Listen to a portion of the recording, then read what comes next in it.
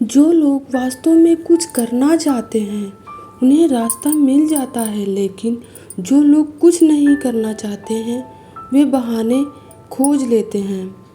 दोस्तों, किसी ने क्या खूब कहा है, कई जीत बाकी है, कई हार बाकी है, अभी तो जिंदगी का सार बाकी है। यहाँ से चले हैं नई मंजिल के लिए, यहाँ तो एक पन्ना था, अभी तो पूरी किताब बाकी है।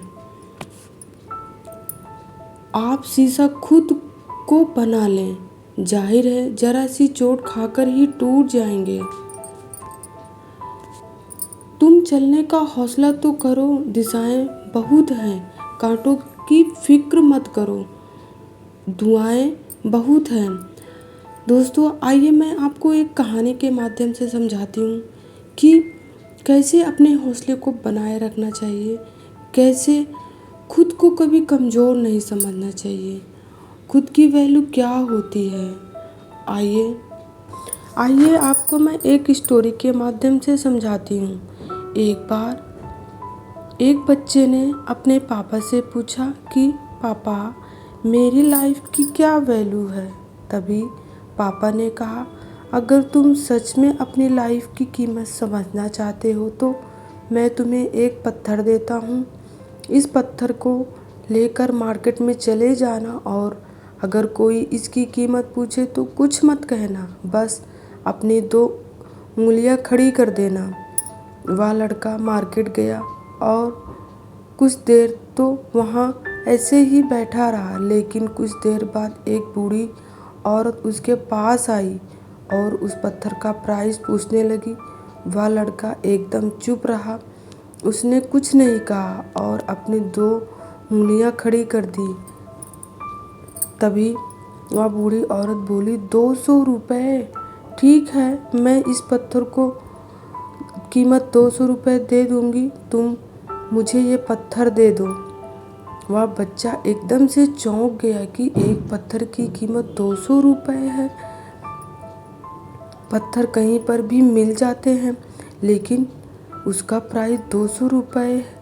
वह तुरंत अपने पापा के पास गया और बोला, पापा, मुझे मार्केट में एक बूढ़ी औरत मिली थी और इस पत्थर के 200 रुपये देने के लिए तैयार थी। पापा ने कहा, इस बार तुम इस पत्थर को म्यूजियम में लेकर जाना और अगर कोई इसका प्राइस पूछे तो कुछ मत कहना, बस अपनी 2 उंगलियां खड़ी कर देना।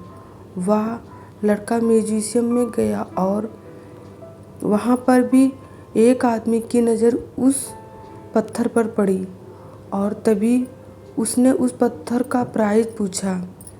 वह बच्चा एकदम चुप रहा और उसने अपनी 2 उंगलियां खड़ी कर दी।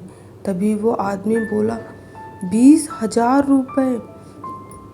ठीक है, मैं तुम्हें दे दूँगा 20,000 रुपये, लेकिन तुम इस पत्थर को मुझे दे दो। वह लड़का फिर से चौंक गया और जाकर अपने पिता से कहा कि म्यूजियम में मुझे एक आदमी मिला पापा, और इस पत्थर को उसने 20,000 रुपये देने दिए। तभी उसके पिता ने कहा कि अब मैं तुम्हें आखिरी जगह भेजने जा रहा हूँ और तुम्हें एक कीमती पत्थरों के दुकान पर जाना है और अगर वहाँ पर भी कोई प्राइस पूछे तो कुछ मत बोलना, बस अपनी 2 उंगलियां खड़ी कर देना। वह लड़का जल्दी से कीमती पत्थरों के दुकान पर गया और उसने देखा कि एक बूढ़ा आदमी था जो काउंटर के पीछे खड़ा था। जैसे ही बूढ़े आदमी की नज़र उस पत्थर पर पड़ी तो वह एकदम से चौंक गया। वह काउंटर से बाहर निकला और तुरंत उस बच्चे के हाथ से वो पत्थर को छीन लिया और कहा, ओ माय गॉड, इस पत्थर की तलाश में मैंने अपनी पूरी ज़िंदगी गुजार दी। कहाँ से मिला ये पत्थर और क्या प्राइस है? क्या तुम इसको मुझे बेचोगे? कितना लोगे तुम इस पत्थर के लिए? वह बच्चा भी तब भी चुप रहा और अपनी 2 उंगलियां खड़ी कर दी। तभी वह बूढ़ा आदमी बोला, कितने? 2 लाख रुपए। ठीक है, मैं इसके लिए तुम्हें 2 लाख रुपए देने के लिए तैयार हूँ, प्लीज़ तुम ये पत्थर मुझे दे दो, मैं इसे कब से ढूंढ रहा हूँ, प्लीज़ दे दो। उस लड़के को अपनी आंखों पर विश्वास नहीं हो रहा था। वह लड़का जल्दी से अपने पापा के पास फिर से पहुंचा और बोला, पापा, एक बूढ़ा आदमी इस पत्थर को 2 लाख रुपए दे दिया और मैं बहुत खुश हुआ। तभी उसके पापा ने कहा कि अब तुमको समझ में आया अपनी लाइफ की वैल्यू। आपकी लाइफ की वैल्यू इस बात पर डिपेंड करती है कि आप अपने आप को कहाँ रखते हैं। यह आपको डिसाइड करना है कि आपको 200 रुपए का पत्थर बनना है या 2 लाख का।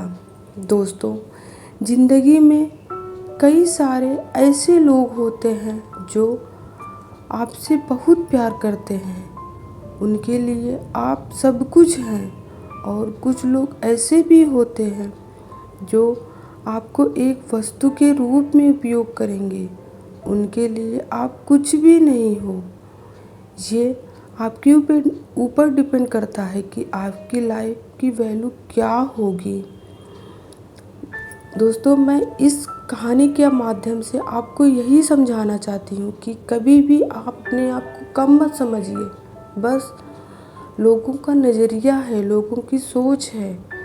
बस इन्हीं शब्दों के साथ मैं अपनी वाणी को विराम देती हूँ। तो मिलते हैं आप लोगों से नेक्स्ट किसी वीडियो में।